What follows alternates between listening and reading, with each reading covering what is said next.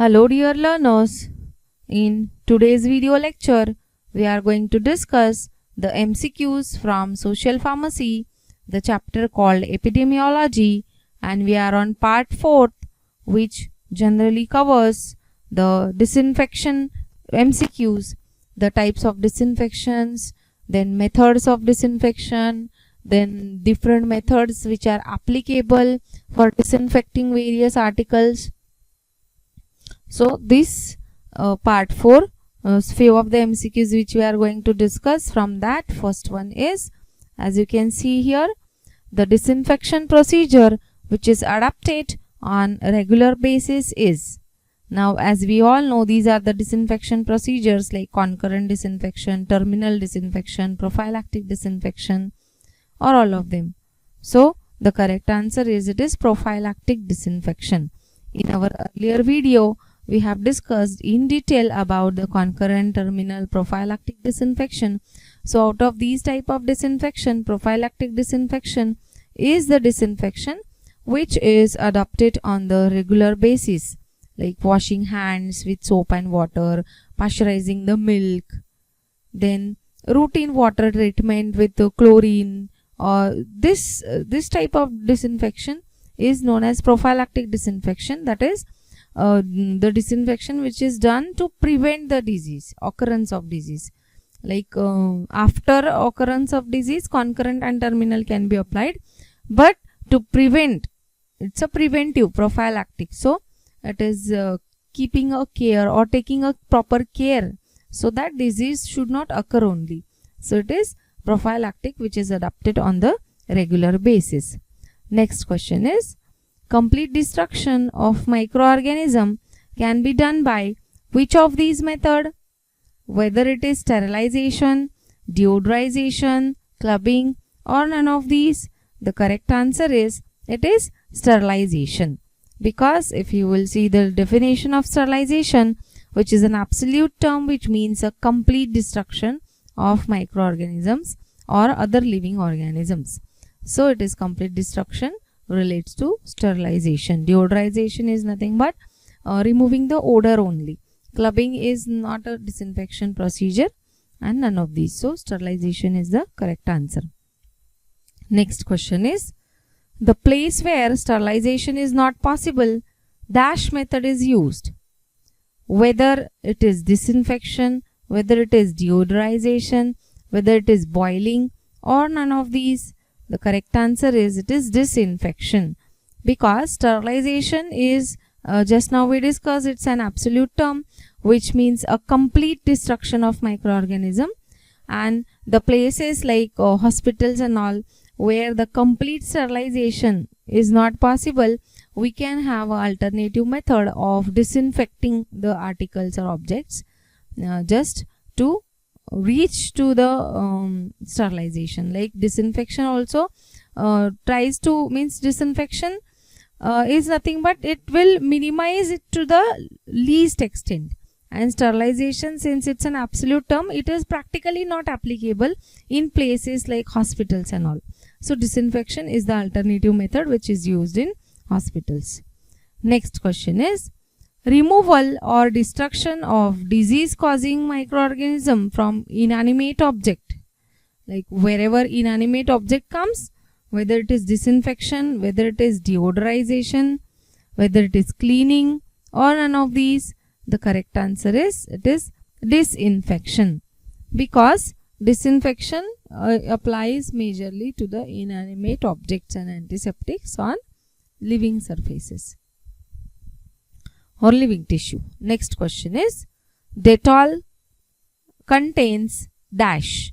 Whether it contains active as chloroxylenol, chlorocresol, formaldehyde, or all of them, the correct answer is, it is chloroxylenol, which is used in approximately 50% concentration, which is present in the Dettol and along with the other ingredients. So chloroxylenol confers the antiseptic property to the Dettol preparation. Next question is, methods of disinfection are dash. Whether methods of disinfection is a natural disinfection, physical disinfection, chemical disinfection, or all of them, the correct answer is, it is all of them. Methods of disinfection are natural also, physical also, chemical also. Natural disinfection includes disinfection by natural things like sunlight, air and all. Then physical disinfection includes physical processes such as your actual sterilization like autoclaving, hot air oven, then boiling, burning, etc. And chemical disinfection includes various chemicals, help of various chemicals such as disinfectants such as phenol, chloroxylenol, chlorohexidine, quaternary compounds, halogen and their derivatives, etc. And others are like miscellaneous are also there, formaldehyde and all. So these all three methods are the methods of disinfection. So the correct answer is it is all of them. Next question is, surgical instruments are disinfected by dash. Whether surgical instruments are disinfected by autoclaving, ionizing radiation, hot air oven or all of them. The correct answer is surgical instruments are disinfected by all of them. It is autoclaving also, ionizing radiations also and hot air oven also. So these surgical instruments, each and every procedure is used. Certain syringes and glass articles which are not used during the operations can be disinfected by boiling. Plastic instruments can be disinfected by chemicals. Sharp and sophisticated instruments can be disinfected by this hot air oven or ionizing radiation. So it is all of them. Next question is, chemical methods of disinfection are whether it is phenol, quaternary ammonium compounds, formaldehyde or all of them. The correct answer is it is all of them. Chemical methods of disinfection includes use of various chemicals as we have discussed in our earlier question. It includes all the chemicals such as phenol disinfectant, then quaternary compounds, formaldehyde. So this option correct answer is it is all of them. Next question is, amongst the given, which one is the physical method of disinfection? Whether it is phenol, whether it is autoclaving, whether it is quaternary ammonium compound or formaldehyde. The correct answer is it is autoclaving. We discussed in our earlier question, that is methods of disinfection, that autoclaving, hot air oven, boiling, all these procedures are physical methods of disinfection. So the correct answer is it is autoclaving. And phenol, quaternary compounds, formaldehydes are all chemical methods. Next question is, amongst the given, which one is not the chemical method of disinfection? Whether it is phenol, autoclaving, quaternary compounds, formaldehyde. The correct answer is it is again autoclaving, because quaternary compounds, formaldehyde all are chemicals. Only the method which is not chemical method is autoclaving. Next question is, natural methods used for room disinfection are whether it is disinfectants like formaldehyde and cresol, whether it is potassium permanganate in formalin solution and the fumes are generated, whether it is water and formalin fumes, whether it is sufficient and direct sunlight. The correct answer is it is sufficient and direct sunlight. Natural method used for room disinfection is sufficient and direct sunlight. Now, as we discussed earlier, natural methods includes disinfection by sunlight and air. So it is sufficient and direct sunlight, which is natural method. In rooms rooms should be well ventilated. When it is kept open, the sunlight should fall, which should be sufficient to disinfect the rooms by natural way. Next question is, chemicals employed commonly for the feces and urine disinfection are whether it is phenol or bleach 8 to 10% cresol or 10% formalin if phenol is not available, whether it is quicklime solution 20 to 25% or all of them. The correct answer is it is all of them. The chemicals employed in feces and urine disinfection are phenol and bleaching powder also, like 8 to 10% concentration of bleaching powder solution is required, as well as phenol, means if bleaching powder is available, bleaching powder can be used or phenol can be used. Then next method employs, if the bleaching powder and phenol is not available, cresol, which is in 5% concentration, or formalin, which is in 10% concentration, can also be used. An alternative to this is quicklime solution in 20 to 25% concentration, which is a cheaper substitute.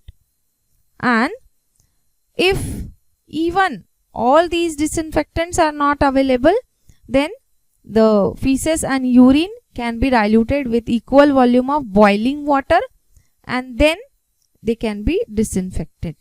So these are the various methods, and the containers which are kept for holding the samples of feces and urine can be disinfected with 2 to 3% of cresol solution if possible, and disinfect if so the correct answer is it is all of them. Next question is, sputum disinfection is done by, whether it is done by boiling on small scale, whether it is boiling under pressure, that is 20 pounds for half an hour and buried, whether cresol cups are used, or all of them. The correct answer is it is all of them. The sputum, which is a mixture of saliva and mucus, it can be collected in various containers which are made up of paper, and they can be disinfected by burning on the small scale. And if the amount is large, then it is boiled under pressure, which is given here on the second, that is 20 pounds pressure for half an hour, and then they are buried. And also ready-made cups are available which contains the cresol disinfectant, and these cresol cups can be used by the patients. The patients can spit the sputum, which is the mixture of saliva and mucus, into the cups, and the cups are kept for 2 hours as it is, and then they are disposed of. For sputum disinfection. Next question is, which of the following type is not used for disposal of dead bodies? Now, disposal of dead bodies, the methods are burning, boarding, or boarding. Now, disposal of dead bodies, burying, when burying takes place, like burying is a major system which is adopted worldwide, and here what happens, the dead bodies are buried under the earth in a specially marked area which is called as graveyard, which is in the periphery of the, which is situated in the periphery of the city or the town. And after some time of the burying a dead body, another dead body can also be buried on the same place, in the same graveyard place, which is used for plantation or maintaining the ecological balances. Burning, you are very well known with this technique, because in India this method is commonly adopted. Burning of the dead bodies. Burning of the dead bodies, the concept involved behind burning is like, if any infectious material is present, if any pathogenic organism is present, then it can be destroyed. So burning method is applicable from that point of view also, and burying is again from maintaining the ecological balance point of view also. Floating is also another technique wherein dead bodies can be disposed, like you might have seen that Bahubali, in that river there were the various means number of dead bodies were there in that river, which were put by the Pindari, called Pindari peoples, like. So it is floating method. In this floating method, the dead bodies are put into the nearby river or sea, and these dead bodies will be eaten by that animals. But it is not a proper method of disposal of dead bodies, because these will pollute the water, and which will make unfit it for the human consumption. So floating is not a proper method. Burying and burning, these are the proper methods of disposal of dead bodies. Next question is, Dash keeps the constant watch over the factors which determine the occurrence or distribution of disease. Whether it is eradication, whether it is surveillance, whether it is elimination or contamination, the correct answer is it is surveillance. Surveillance is nothing but to keeping the watch, and this keeps the watch on the factors which determines the occurrence or distribution of disease. Next question is, method employed commonly for the feces and urine disinfection is, whether it is chemical method, gaseous method, radiation method or autoclaving. The correct answer is method employed commonly, means there are various methods for feces and urine disinfection which we discussed in our earlier thing, but common method which is used for disinfection of feces and urine is chemical method. So the correct answer is it is chemical method. So feces and urine can be disinfected by using various chemicals such as cresol, phenol, bleaching powder, formalin, etc. So with this we finish with few of the MCQs from the part 4 from the chapter Epidemiology. Thank you and stay tuned for the further MCQs.